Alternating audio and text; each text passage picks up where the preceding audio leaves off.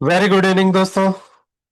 मैं आपका दोस्त आपका होस्ट डॉक्टर अरुण सिंह जयपुर से technical talk with doctor Singh के एक विशेष एपिसोड में आपका स्वागत करता हूं।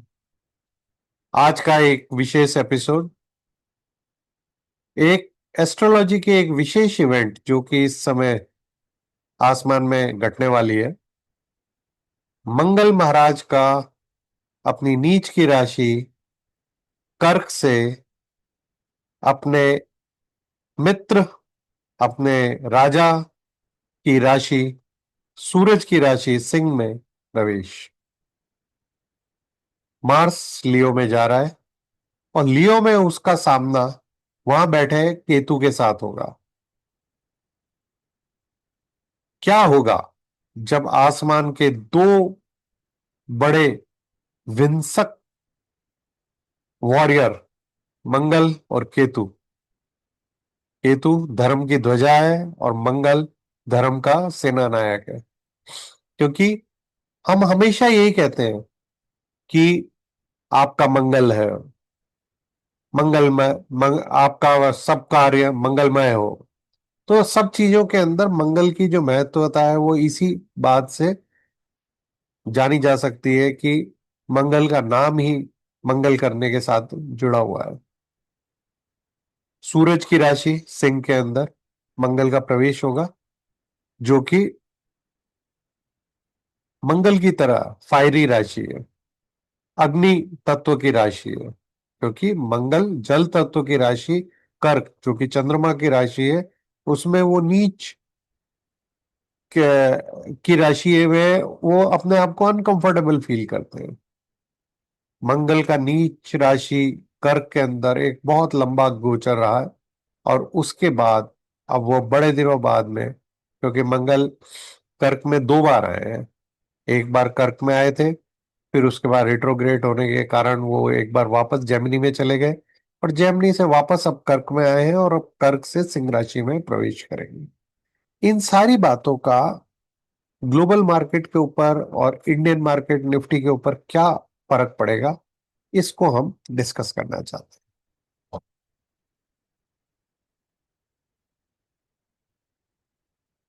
केतु और मंगल दोनों को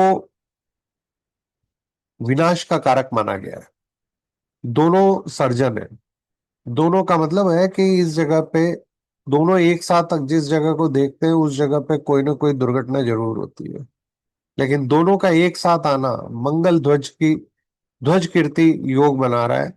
और मंगल चूंकि केतु क्या है, केतु कुजवत केतु है। कुज कुज यानी मंगल का ही दूसरा नाम कुजा भी है।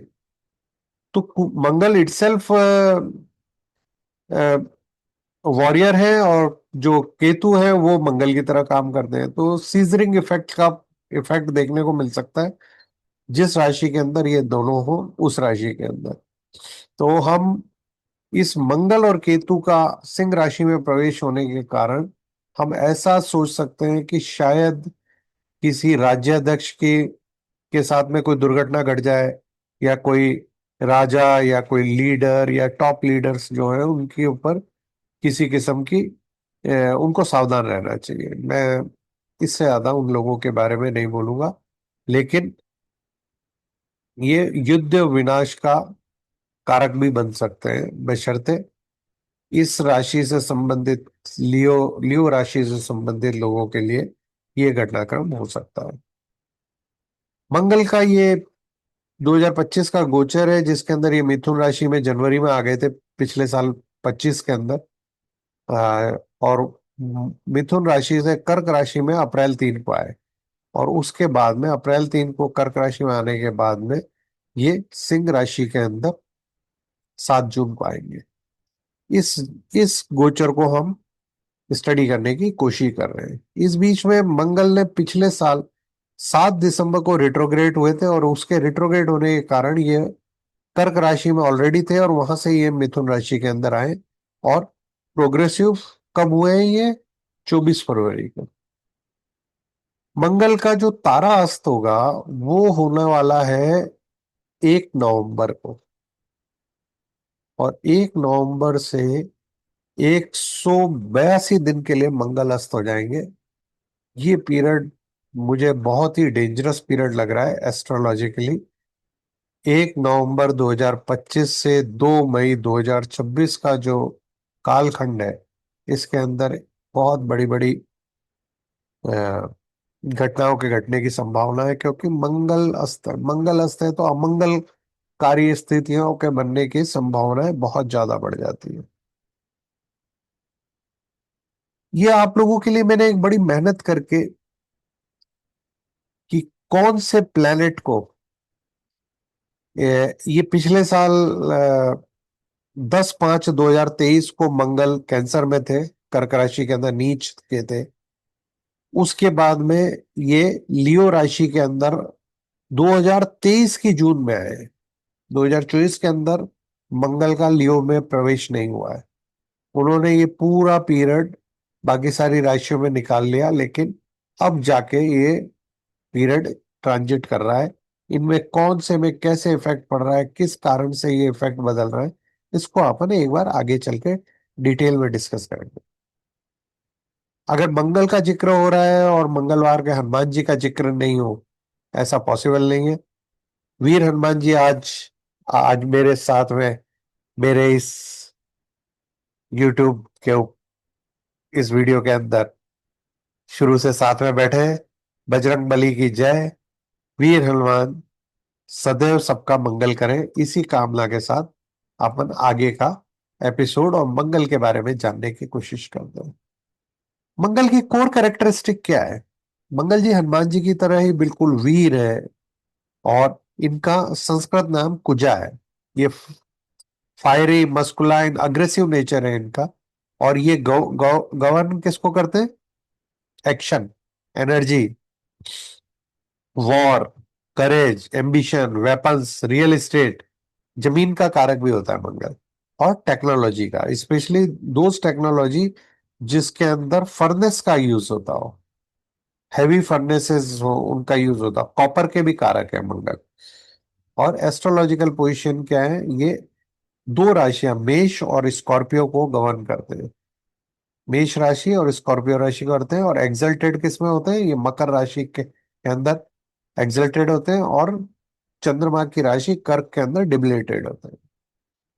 भारत के पंत प्रधान श्री नरेंद्र दामोदर दास मोदी का भी लग्नेश मंगल है, जो कि सिंह राशि के अंदर आने के कारण उनको भी एक्सट्रीम पावर मिलेगी, थॉट क्लियरिटी आएगी, क्योंकि अभी इस समय उनका मंगल नीच की राशि कर्क के अंदर चल रहा है।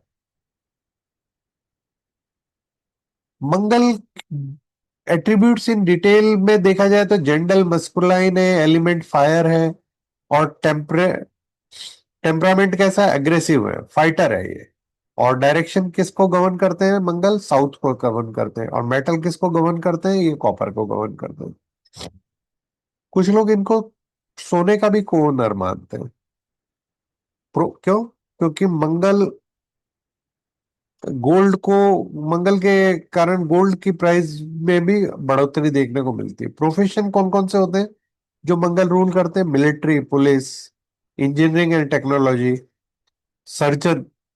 डॉक्टरी के अंदर सर्जन जो होते हैं ना, वो मंगल के कारण होते हैं। स्पोर्ट्स, जिनमें फिजिकल फिटनेस का बहुत योगदान होता है। रियल एस्टेट और ट्रेडिंग, जो मंगल अफेक्ट करते हैं।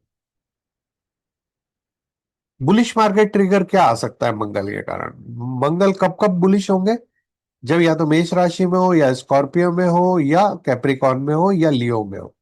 तो इसके कारण रिस्क एपिटाइट बढ़ जाती है, कॉन्फिडेंस लेवल को बढ़ावा देते हैं, और अग्रेसिव मार्केट बिहेवियर आता है। Market behaviour, rapid rallies and high volume trading emerge हो जाती है ड्यूरिंग मंगल के पीरियड। इन्वेस्टमेंट पैटर्न क्या होगा? स्पेकुलेटिव बाइंग इंक्रीज हो जाएगी, मोमेंटम ट्रेड को पॉपुलैरिटी मिल जाएगी, इंस्टीट्यूशनल एक्टिविटी बढ़ जाएगी, और इंफ्रास्ट्रक्चर और कैपिटल इंसेंटिव इंटेंसिव सेक्टर्स के अंदर काफी ज्यादा बढ़ोतरी देखने को मिल सकती है मंगल के ट्रांजिट के अंदर। वीक मंगल होगा तो चॉपी मार्केट रहेगा, डायरेक्शनल लेस ट्रेडिंग होगी, या लो कन्विक्शन रहेगा। एक्सटर्नल कॉन्फ्लिक्ट्स हो सकते हैं, जैसे मंगल नीच का था तो क्या हुआ? भारत पाकिस्तान के बीच में युद्ध के हालात पैदा कर दिए, और एनिमी बढ़ जाएंगे, और इन्वेस्टर कॉन्फिडेंस जो है वो शेकन हो जाएगा। फियर ड्रिवन मूव्स होंगे, बाजार के अंदर वॉलीटिलिटी रहेगी, in spite of the good volume, बहुत अच्छे मूव के बाद भी बाजार हम के अंदर इन्वेस्टर बहुत कॉन्फिडेंटली इन्वेस्ट नहीं कर पा रहे हैं। सेक्टर कौन कौन से रूल करते हैं मंगल के द्वारा? डिफेंस एंड एरोस्पेस, क्योंकि डिफेंस और एरोस्पेस दोनों को डायरेक्टली कंट्रोल करता है। एरोस्पेस को क्यों करता है? भाई पवन पुत्र हनुमान है, तो एरोस्पेस तो इनका डोमेन है।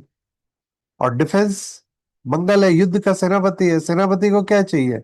सेनापति को चाहिए लड़ाई झगड़े का सामान, युद्ध का सामान। तो डिफेंस स्टॉक्स के अंदर तेजी और मेंटेन रह सकती है। इंफ्रास्ट्रक्चर, स्ट्रॉन्ग बुलिश ट्रिगर आना चाहिए। मंगल 7 तारीख को जाके अपनी राशि बदलेंगे, लेकिन उसका इफेक्ट अपने को डिफेंस स्टॉक में अभी से देखने को मिल रहा है। इंफ्रास्ट्रक्चर के अंदर स्ट्रॉन्ग बुलिश ट्रिगर्स हैं, स्पेशली रेल। रेल क्या है? फर्नेस वाला काम है, heavy heavy industrial, heavy capital capital goods के अंदर स्ट्रॉन्ग बुलिश ट्रिगर है। एनर्जी, ऑयल, गैस, इनको वॉलेटिलिटी बढ़ावा देते हैं। रियल एस्टेट एंड लैंड में क्या है? मार्स रूल करता है लैंड को। Auto engineering and technology, speed, mechanics and innovations को मंगल बढ़ावा देता है। फेवरेबल मार्स का ट्रांजिट कब होगा? जब वो फायरी साइंस में आएंगे, लियो, एरीज, उसमें बुलिश ट्रेंड को ट्रिगर करते हैं। अर्थ साइन में आएंगे जब कैप्रिकॉन में, क्यों कैप्रिकॉन के अंदर मंगल उच्च का हो जाता है, एक्सल्टेड हो जाता है, तो वो स्ट्रॉन्ग मार्केट मोमेंटम बताता है। मंगल का जब भी जुपिटर या सन के साथ कंजंक्शन बन जाएगा, तो ये पॉजिटिव ऑप्टिमिज्म को बढ़ावा देंगे। हार्मोनियस एस्पेक्ट किस किस के साथ? चंद्रमा के साथ, वीनस के साथ होगी, तो भी ये हार्मोनियस एस्पेक्ट ही मानी जाती है। अनफेवरेबल ट्रांजिट कब होगा? कैंसर के अंदर, या मंगल जब कंबस्ट हो जाए। मैंने आपको अभी बताया ना, नवंबर से लेके 180 दिन के लिए कंबस्ट हो रहे हैं। 1 नवंबर से, याद रखिएगा आप लोग। कंबस्ट होते ही लो एनर्जी, फियर, मार्केट में चॉपीनेस, ये सब चीजें हो जाती है। और कंजंक्शन विद द सैटर्न या राहु का जब कंजंक्शन होता है मंगल के साथ में, राहु के साथ मिलके ये अंगारक योग बनाते हैं। और सैटर्न के और मंगल का जो कंजंक्शन होता है उसको भी अच्छा नहीं माना जाता है। क्यों अच्छा नहीं माना जाता है? शनि बहुत स्लो आदमी है, बहुत कूल है। और मंगल क्या, फायरी आदमी है, बहुत फास्ट रहता है, एनर्जेटिक है, तो ये दोनों आपस में मिल नहीं सकते। डिफरेंट एस्पेक्ट क्या है? एस्पेक्ट है मून और मरकरी, तो उससे ट्रेडिंग के अंदर डिफिकल्ट एस्पेक्ट किसका है? मून और मरकरी के कारण ये इमोशन का बढ़ोतरी हो जाएगी या कंफ्यूजन कर देगा। स्ट्रॉन्ग का मार्क्स ट्रांजिट हनुमान जी की तरह होता है। इंक्रीज इम्पल्स करेज, डे ट्रेडर्स और स्कैल्पर को बहुत ज्यादा फायदा होता है, वो एक्टिव हो जाते हैं। FOMO, fear of missing out, drives retail participation हो जाएगा और अग्रेसिव पोजीशन टेकिंग हो जाएगी। और वीक मार्क्स ट्रांजिट में हेजिटेशन इन डिसीजन मेकिंग होगी, लो ट्रेडिंग वॉल्यूम होगा, डिफेंसिव इन्वेस्टमेंट स्ट्रेटजी बढ़ जाएंगे, रिस्क बढ़ेगा। तो आप ये देख लो ना, पिछले 10 दिन, 15 दिन, 20 दिन, या पिछले 2 4 6 महीने में ही देख लो आप। मंगल क्या है? मंगल के कैंसर और जेमिनी के बीच में झूल रहा है, कभी रेट्रोग्रेड चल रहा है, वो अपन डिटेल में आगे एनालाइज करेंगे। लेकिन इस पूरे पीरियड में मंगल का ये वीक ट्रांजिट है। वीक ट्रांजिट होने के कारण क्या हो रहा है? रिस्क अवर्जन हो रहा है और करेक्टिवनेस अपने को देखने को मिल रही है। 26,200 से अपन जिस पीरियड में पूरे करेक्ट हुए, वो period predominantly weak Mars period है। और वीक मार्स पीरियड का टाइम खत्म होके हम स्ट्रॉन्ग मार्स पीरियड की तरफ बढ़ रहे हैं, उसी के कारण बिहेवियरल चेंजेस देखने को मिलेंगे। मार्स का स्टेटस और उसकी समरी अगर देखी जाए, तो स्ट्रॉन्ग मार्स जब होगा एरीज या लियो में, तो बुलिश मार्केट रहेगा, अग्रेसिव ट्रेडर्स रहेंगे, इंफ्रा, डिफेंस और ऑटो में बढ़ोतरी देखने में। वीक कैंसर के अंदर हो सकता है, या दूसरी वाटर मून, आग का पानी के साथ संबंध नहीं होता, इसलिए मंगल हमेशा पानी की राशियों के अंदर बहुत ही कमजोर फील करते हैं, अनकंफर्टेबल होते हैं, जैसे कैंसर और पीसीज के अंदर। तो बेरिश फ्लैट मार्केट रहेगा, हेजिटेंट ट्रेडर बिहेवियर रहेगा। इस समय किसमें बढ़ोतरी हो सकती है? फार्मा, एफएमसीजी के अंदर। सूरज के साथ जब कंबस्ट हो जाएगा तो वॉलेटाइल हो जाएगा, ओवर करेक्शन हो सकता है, ऑयल, पीएसयू, बैंकिंग को अफेक्ट करेंगे। रिट्रोग्रेड इज हाईली कंफ्यूजिंग है, इम्पल्स सिर्फ लॉसेस हो सकते हैं और स्पेकुलेटिव काउंटर्स के अंदर बढ़ोतरी हो सकती है। स्ट्रेटेजिक इंसाइट क्या है इन्वेस्टर्स की? मंगल का ट्रांजिट को हमेशा मॉनिटर करना चाहिए, क्योंकि ये बहुत ही इंपॉर्टेंट और हाईली एनर्जेटिक प्लेनेट है, और इसके कारण बाजार में काफी उछल पुछल होता है। बेनिफिशियल कंजंक्शन अगर होंगे तो आपको फायदा होगा, और नहीं होते हैं तो फिर मंगल के कारण बाजार में चॉपीनेस बढ़ती है और नुकसान होने की संभावना बढ़ती है। मंगल को ये रिस्क, चूंकि रिस्क हाईली रिस्की प्लेनेट है, तो ओवर लिवरेज पोजिशंस को मंगल के कंबस्ट या वाटर साइन में जब हो तो आपको अवॉइड करना चाहिए। मार्स इन कैंसर डिबिलेटिंग फेज में है। टाइम पीरियड क्या है? अंटिल 9 जून। 9 जून के बाद में ये लियो के अंदर आ जाएगा, पीरियड अच्छा हो जाएगा। डिबिलेशन के कारण वीक एनर्जी है और इमोशनल वॉलेटिलिटी है, और डायरेक्शन लेस ट्रेडिंग चल रही है। जैसे ही लियो लियो के अंदर आएगा 9 जून के ऑनवर्ड, तो fiery aggressive leadership driven market आएगा। तो leadership driven bold move from the political front भी आपको देखने को मिल सकते हैं, क्योंकि नरेंद्र मोदी का जो लग्नेश है वो भी मंगल है। मार्केट इंपैक्ट क्या होगा? मोमेंटम बिल्ड होगा, अग्रेसिव ट्रेडिंग होगी, और स्पेकुलेटिव सेक्टर्स में गेन होगा। आइए अपन एनालाइज करते हैं इस चार्ट को, कि ये चार्ट क्या कह रहा है। इस चार्ट को अपन ओरिजिनली जहां बनाया है मैंने, वहां स्टडी करते हैं। ये मंगल की 9 तारीख की डेट है। 9 तारीख को मंगल लियो के अंदर आ रहा है। अब ये जो डेट है जिसमें मंगल जेमिनी में आया, और लियो में ये कैसा बिहेव करेगा, ये अपने को ये लियो बता रहा है। ये लियो 2023 में आया है। 24 के अंदर मंगल का लियो के अंदर कोई ट्रांजिट नहीं रहा। लियो के अंदर जब ये 2023 में आया, उसके बाद में ये 19,050 से 19,950 की ये रैली इसने दी शॉर्ट टर्म के अंदर, और उसके बाद से ये प्रोग्रेसिवली अप साइड की रैली देते रहे। उससे पहले मंगल जब कैंसर में था, तो ये एक उसके बाद एक इसने डिप दी, जो कि 18,380 से 18,080 की, ऑलमोस्ट 300 पॉइंट की करीब की रैली डाउनफॉल दिया, और उसके बाद में इसने वापस करेक्ट हो गया। मार्स कैंसर में था। अब की बार इसने क्या किया, जब जेमिनी में मार्स आया, और जेमिनी के कारण ये मार्स जेमिनी में था, और उसके कारण इसने अपना ऑल टाइम हाई छुआ। और उसके बाद में जैसे ही ये मार्स कैंसर में आया, और कैंसर में आते ही मार्स की और डिबिलेटिंग स्टेट थी, और ये ज्यादा इसने डाउनफॉल दिया।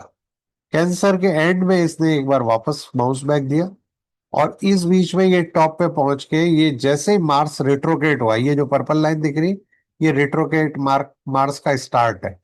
और इसके रिस्टार्ट होते ही मार्स ने वापस एक बार करेक्शन दिया, जो इस साइड को रिविजिट किया, और ये हमारे को ये डाउनफॉल दिया। ये जब की बार जब वापस जेमिनी में आया, रिट्रोगेट होता हुआ, चूंकि रिट्रोगेशन चल रहा था, इसलिए सेम डायरेक्शनल ट्रेड कंटिन्यू रहा।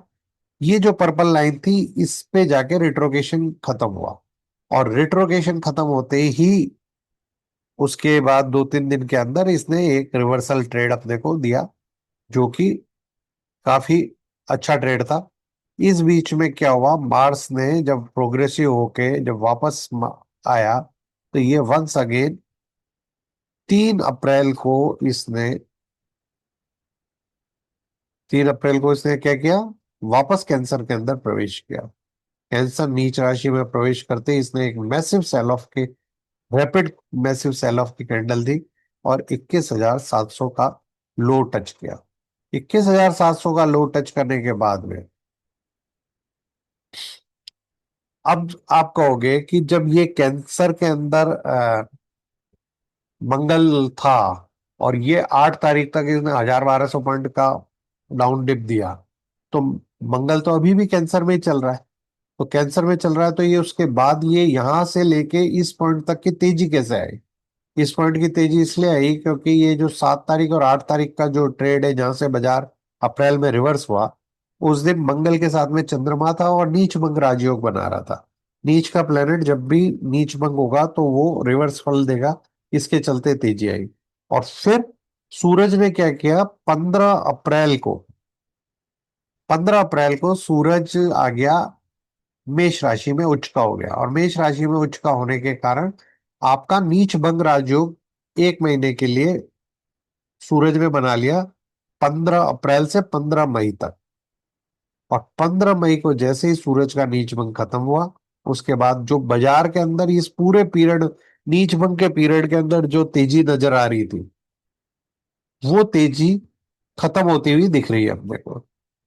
ये जो ग्रीन 2 लाइनें हैं, ये सूरज का मेष राशि के अंदर है, यहाँ पे मंगल का नीच भंग राजयोग हो रहा था, इसके चलते तेजी थी। और जैसे ही सूरज का नीच भंग राजयोग खत्म हुआ, उसके बाद इस मार्स के पीरियड के अंदर आप वापस कैंसर का जो इम्पैक्ट है मंगल का, कर्क राशि का जो नीच राशि में होने का इफेक्ट है, इनडिसिसिव, एनर्जी लेस। तो पिछले आप 15-20 दिन से आप बाजार को देख लोगे, तो 15 मई के बाद का बाजार बिल्कुल लिस्टलेस हो गया। 15 मई से पहले का जो बाजार था, उसकी जो तेजी थी और रौनक थी, वो बिल्कुल गायब हो गई। और मुझे ऐसा लगता है कि वो रौनक और वो तेजी 7 तारीख के बाद में, 9 तारीख से आपको देखने को मिलेगी। ये मैंने आप लोगों के लिए ये बताने की कोशिश की है कि कोई भी प्लेनेट अगर अपनी नीच राशि में होता है और उसमें उसका नीच भंग होता है तो क्या फर्क पड़ता है, अगर कोई प्लेनेट अपनी उच्च राशि में जाता है तो उसका क्या फर्क पड़ता है। और इसके चलते हमें ये बात समझ में आई कि बाजार में कौन सा प्लेनेट है, कैसे मूव कर रहा है, उसको हमें गौर से देखना चाहिए। और जो डेटीज उस प्लेनेट को खुश करती है, जैसे मंगल किसकी पूजा करने से खुश होगा, हनुमान जी की पूजा करने से खुश होगा। मंगल क्या है, कार्तिकेय जो है, जिसको साउथ में सुब्रमण्यम भी कहा जाता है, उनकी पूजा करें, क्योंकि सुब्रमण्यम क्या है, देवताओं के सेनापति हैं। और मंगल भी देव सेनापति है, तो वो दोनों देव सेनापति हैं, तो इसलिए मंगल और सुब्रमण्यम और हनुमान जी, इन तीनों की, हनुमान जी भी तो भगवान राम के सेनापति ही थे। तो ये जो आर्मी वाले जो पोजीशन पे जो लोग हैं, इनकी स्तुति करने से मंगल हमेशा खुश होता है। तो ये आशा करता हूँ मेरे आपको ये, मैंने अभी आज मॉर्निंग के अंदर मरकरी के कंबस्टन और उसका उदय होने पे एक बड़ा इंटरेस्टिंग सा वीडियो डाला है कि मरकरी पे, तो उदय और उसके कारण जो फर्क पड़ रहा है वो अपन ने देख लिया। और हमने नीच भंग होने के कारण, डिबिलिटेशन एंड एक्सल्टेशन की राशियों के अंदर होने के कारण किसी प्लेनेट पे क्या फर्क पड़ता है, वो आज अपन ने मंगल के एग्जाम्पल से समझ लिया। फेज 1, मंगल कर्क के अंदर जो रहा, तो मार्केट सेंटिमेंट हमेशा cautious, defensive, sideway and downward move अपने को देखने को मिला। Trading behaviour, profit volume, profit booking देखने को मिलती थी, लो वॉल्यूम ट्रेड होता था, चॉपी इंडाइसेस से। सेक्टर के अंदर defensive sectors like pharma and FMCG out perform कर रहे थे। और जब भी नीच भंग आया, तब डिफेंसिव, डिफेंस और अदर एनर्जेटिक सेक्टर्स के अंदर भी अच्छी ग्रोथ देखने को मिली। External sensitivity towards the market is enhanced. जब लियो में बाजार आएगा मंगल, तो क्या होगा, बुलिश शिफ्ट देखने को मिलेगी, हाई रिस्क एपिटाइट रहेगी, ब्रेकआउट ट्रेडिंग आप देखने को मिल सकती है। ट्रेडिंग बिहेवियर क्या है, rally in the key sector, high volatility and breakout patterns देखने को मिलेंगे। पीएसयू स्टॉक्स के अंदर बहुत तेजी मिलेगी, क्योंकि मंगल क्या करेगा, सिंह राशि में जा रहा है। सिंह किसकी राशि है, राजा की राशि है। राजा क्या है, गवर्नमेंट है। तो PSU stocks, infrastructure, capital good out perform करेंगे। डिफेंस स्टॉक के अंदर तेजी देखने को मिल सकती है। एफआईआईडीआई का हाई पार्टिसिपेशन देखने को मिलेगा। दोस्तों, अगर आपको ये एस्ट्रोलॉजी और टेक्निकल एनालिसिस का कॉम्बिनेशन अगर आपको पसंद आ रहा है, और आपने अभी तक मेरा ये channel technical talk with doctor Singh को लाइक, सब्सक्राइब एंड शेयर नहीं किया है, तो मेरी रिक्वेस्ट है कि इसे लाइक, सब्सक्राइब, शेयर करें। और इस के साथ ही मैं ये डिस्क्लेमर भी देना चाहता हूँ कि मैं कोई सेबी रजिस्टर्ड फाइनेंशियल कंसल्टेंट नहीं हूँ। इस चैनल में जो भी डिस्कशन किया जा रहा है वो केवल एकेडमिक पर्पस का है, और कोई भी बाय एंड सेल की रिकमेंडेशन नहीं है। अगर आपको किसी भी किस्म का शेयर बाजार में निवेश करना हो, तो अपने सर्टिफाइड फाइनेंशियल कंसल्टेंट से संपर्क कर सकते हो। अगर किसी व्यक्ति को एस्ट्रोलॉजी और टेक्निकल एनालिसिस के साथ में ट्रेडिंग स्किल सीखनी है, तो वो मेरे astro technical analysis and trading skill development course को ज्वाइन कर सकता है। कोर्स का मई का बैच ऑलरेडी चल रहा है। जून के एंड में हम एक नया बैच, जून एंड या जुलाई फर्स्ट वीक के अंदर हम एक नया बैच की शुरुआत करेंगे। उस बैच के अंदर ऑलरेडी रजिस्ट्रेशन हो चुके हैं और सीटें बहुत लिमिटेड है। अगर किसी व्यक्ति को उस बैच के अंदर अपना एडमिशन लेना है तो मेरे मोबाइल नंबर 9829050188 पे संपर्क कर सकता है, ताकि उसकी सीट को हम रिजर्व कर सकें। Sector to watch during the transit, Mars Cancer में जो एफएमसीजी और कंजर्वेटिव सेक्टर थे, और मार्स इन लियो के अंदर infrastructure, PSU bank, IT, capital goods, auto and defence sector जिनको अवॉइड करना है, तो डिफेंसिव स्टॉक और गोल्ड ईटीएफ को अवॉइड करना चाहिए। Summary for the traders and investor, before June 9 defensive conservative रहना चाहिए, after 9 prepare for a bullish momentum. Aligning your strategy with the cosmic forces, research and preparation, हमें हमेशा है ना एस्ट्रोलॉजिकल जो भी मूवमेंट हो रहे हैं उनको स्टडी करना चाहिए, उनके हिसाब से अपने को टेक्निकल एनालिसिस के साथ में उनको मिला के एक कंप्रिहेंसिव मार्केट प्लान पहले से ही बना के रखना चाहिए। और इस बैलेंस अप्रोच के चलते हमें डाइवर्सिफाइड सेक्टर के अंदर इन्वेस्ट करना चाहिए। और हमारा जो भी मूव आने वाला है उसको हम पहले से एंटिसिपेट करके चलेंगे, तो हम उस मूव को सबसे ज्यादा बेनिफिट उठा सकेंगे। मंगल के ये ट्रांजिट के अंदर अगर किसी को सफलता प्राप्त करनी है तो उसको हनुमान चालीसा और हनुमान जी की आराधना करनी चाहिए। इस मेरे इसी चैनल के ऊपर डिवाइन इंटरवेंशन की प्लेलिस्ट के अंदर हनुमान चालीसा का शेयर बाजार ट्रेडिंग में सफलता का क्या मंत्र है, उसको एक पूरा डिटेल एनालिसिस है। उसमें बहुत सी चौपाइयां ऐसी है जिनसे हम बहुत कुछ सीख सकते हैं। और इसी के साथ मैं बजरंगबली की जय बोलते हुए, जय बजरंगबली, जय बजरंगबली, और बजरंगबली से मैं आराधना करता हूँ कि इस गोचर के समय मेरे YouTube चैनल के सभी चाहने वाले मेरे मित्र और मेरे दोस्तों को अपनी कृपा दृष्टि बनाए रखें, और आप इसी तरह उनको हमेशा उनका जीवन मंगलमय रहे। इसी कामना के साथ मैं आपका दोस्त, आपका होस्ट डॉक्टर अरुण सिंह जयपुर से आपसे विदा लेता हूँ। शुभ रात्रि।